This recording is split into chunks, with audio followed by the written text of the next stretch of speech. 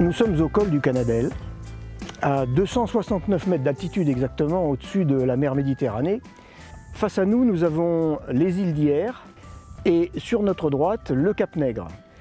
Ce Cap Nègre et la baie du Canadel qui se trouve juste à côté sont les lieux où le 15 août 1944, dans la nuit plus exactement du 14 au 15 août 1944, a eu lieu le débarquement de Provence. Les premières vagues de débarquement des commandos d'Afrique sont arrivées sur cette plage et ont donc été les toutes premières à mettre le pied sur le sol de France. L'opération Dragoon est une opération qui a été programmée bien à l'avance par les Alliés et elle visait bien entendu à libérer le sud de la France de façon à soulager le front de Normandie. Parce qu'en Normandie, donc, depuis le 6 juin 1944, il y avait donc des troupes alliées qui avaient débarqué et qui piétinaient en fait face aux troupes allemandes. Et la volonté donc était de pouvoir alléger cette position des troupes allemandes en faisant ce deuxième débarquement qui allait mobiliser une partie aussi de ces forces allemandes. Et en réalité, il s'est passé très rapidement que ce débarquement a bien fonctionné et a permis de repousser en fait les Allemands très rapidement. À partir du 19 août, les Allemands sont en retraite et vont remonter la vallée du Rhône en direction de l'Alsace. C'est une opération franco-américaine essentiellement, avec la première armée française et la 7e armée américaine. Et donc c'est une opération qui est pleinement réussie. Ça va permettre de libérer Toulon et Marseille très rapidement, puisque le 28 août, ces deux villes sont libres, donnant accès à des ports en eau profonde qui étaient absolument indispensables aux Alliés pour pouvoir progresser et continuer à faire la guerre. Le groupe de commandos d'Afrique a une mission bien particulière. Donc c'est un groupe qui est à peu près l'équivalent d'un bataillon, c'est-à-dire à peu près 800 hommes. Donc c'est une mission commando qu'ils vont avoir à accomplir sur la partie extrême ouest de la zone de débarquement. Il faut rappeler que le débarquement de Provence va avoir lieu entre le Cap Nègre et la pointe de l'Esquillon dans l'Estérel. C'est donc toute cette zone d'environ 80 km de littoral qui va servir donc pour faire ce débarquement de Provence. Et les commandos ont une mission bien particulière. Il s'agit pour eux de s'emparer du Cap Nègre, qui est une position forte tenue par les Allemands, mais également de pouvoir de cette façon contrôler la route littorale qui pourrait amener des renforts de Toulon sur la zone de débarquement, puisque les vagues américaines, la plus proche va débarquer sur Cavalère. Donc c'est une mission extrêmement importante qui leur est dévolue et qu'ils vont accomplir avec brio, puisque dans la nuit du 14 au 15 août, au matin du 15 août, ils ont le contrôle du Cap Nègre, ils ont le contrôle de la route départementale qui va donc leur permettre d'avoir rempli leur mission parfaitement. Au moment du débarquement de Provence, au moment où les commandos d'Afrique vont débarquer donc au Canadel et au Cap Nègre, la commune du Rieul-Canadel n'est pas encore une commune, elle est un quartier de la Mole, donc une commune qui se situe sur l'autre versant, donc la face nord de la colline du col du Canadel, donc dans le massif des Maures. Et il faudra attendre donc le 31 août 1949 pour que la commune devienne véritablement une commune à part entière et donc ne soit plus attachée à la commune de la Mole. En fait, les intérêts étaient divergents.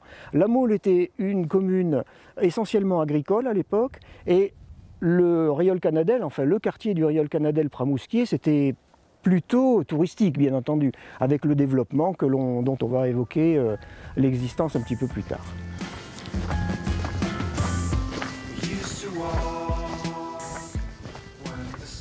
Alors nous sommes sur la piste forestière qui est au pied du drapeau. Le drapeau, c'est le point culminant de la commune, à 315 mètres d'altitude, et qui domine la baie du Rieul.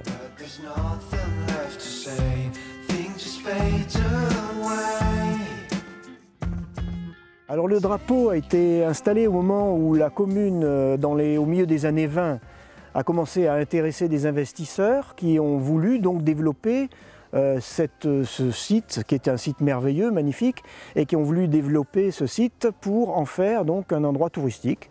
Et c'est comme ça que le Rieul a vu le jour. Il était déjà occupé par des gens qui étaient des exploitants forestiers avant. Mais au milieu des années 20, c'est là que la station a commencé à véritablement se développer. Et à partir de là, donc, tous les projets architecturaux qui ont été mis en œuvre l'ont été faits autour de cette idée, de cette colline qui avait les pieds dans l'eau. Et on est dans un écrin magnifique qui domine la mer et qui va jusque dans l'eau, donc dans la partie basse du Rayol.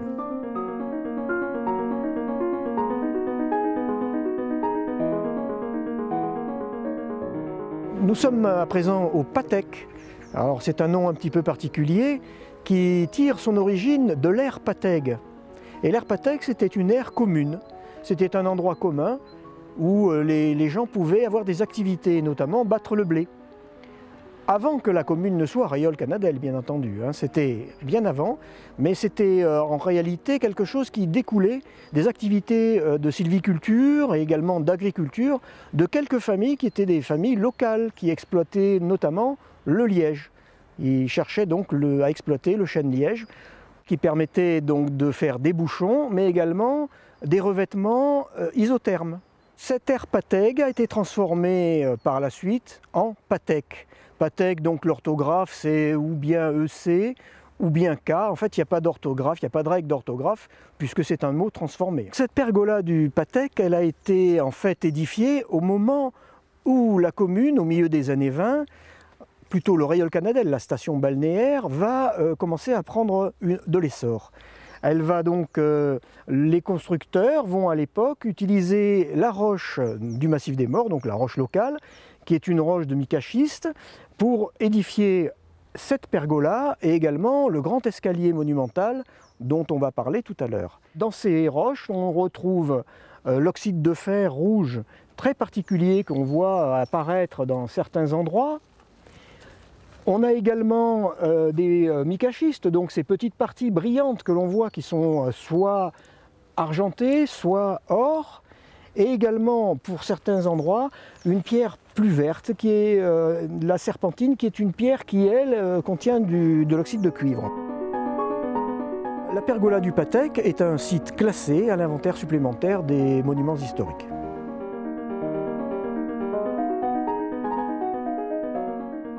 On va se déplacer maintenant vers l'église du Rayol, qui, elle également, est tout à fait dans le style des années 30.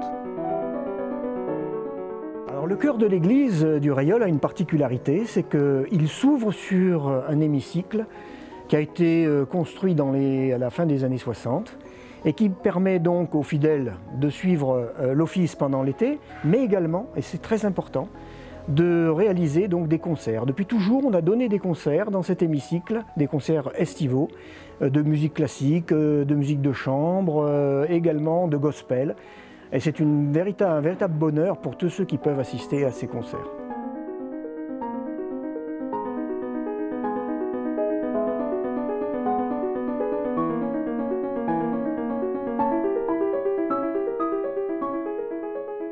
Nous descendons les degrés de la mer depuis le Patec, cet escalier monumental qui a été édifié au milieu des années 20 et qui nous a conduit directement en fait à la mer. Et nous sommes à côté de la villa Croquenotte. C'était la villa du compositeur Eugène Rexel, et qui est également grand concertiste, mondialement connu, et qui a été mon maître de piano. Il venait, à la suite de ses tournées, venir se ressourcer au Rayol-Canadelle, et il a fait construire cette maison en 1927, dans le style de l'époque, et elle s'harmonise parfaitement avec le grand escalier fleuri.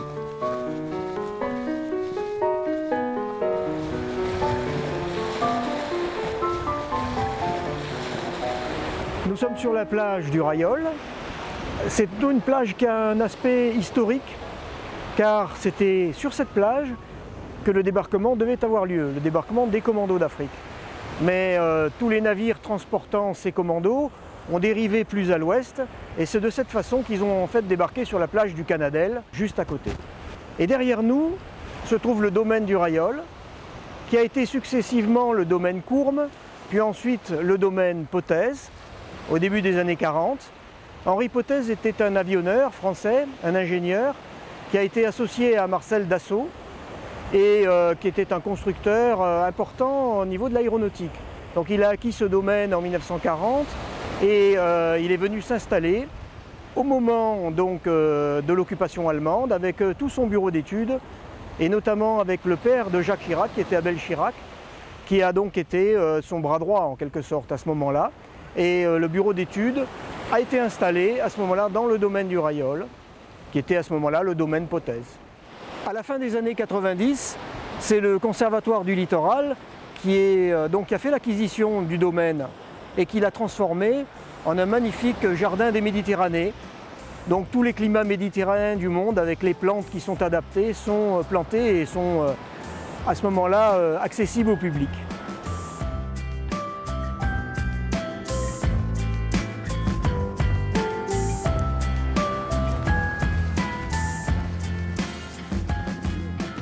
Nous sommes devant la nécropole nationale du Rayol Canadel, où sont enterrés les 13 commandos d'Afrique qui ont été tués au moment du débarquement. Cette nécropole a failli disparaître, mais grâce au maire Étienne Gola, qui était à ce moment-là maire de la commune, elle a pu être conservée sur ce lieu où elle avait été installée dès le 15 août 1944. Pour conclure cette petite promenade au Rayol Canadel, je vous ai amené au petit port. Mais de port, il ne porte que le nom, car il n'y a jamais eu de port et il n'y en aura jamais. Simplement, les garages à bateaux qui ont été construits par les propriétaires qui ont les villas qui environnent donc le petit port, déposaient leurs bateaux et venaient les ancrer l'été au moment de la belle saison, lorsqu'ils faisaient du cabotage ou partaient à la pêche.